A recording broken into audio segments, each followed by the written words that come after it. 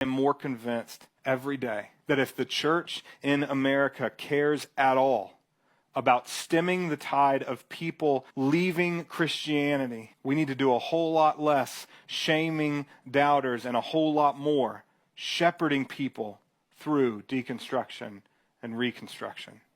Jesus has shown us that there are three important things that we need when working through a process of deconstruction and reconstruction. The first one is healthy community. If your community responds to your questions by telling you to have more faith, it's toxic. If your community equates doubt with sin, it's toxic. If your community ever says that God hates you or any other human, it's toxic. Run from toxic community, but please don't turn your back on community completely. We need it. We were not built to do it alone. Number two is Scripture.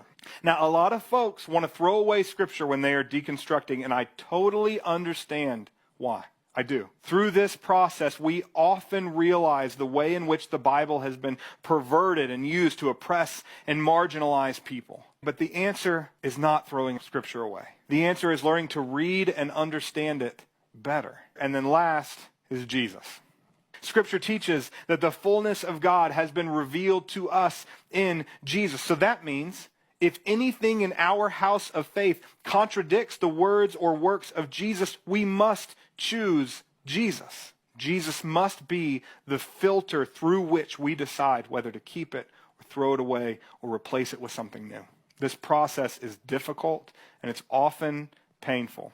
But I want you to always remember, walking through deconstruction and reconstructing with Jesus by our side is so much better than pretending we never have any doubts.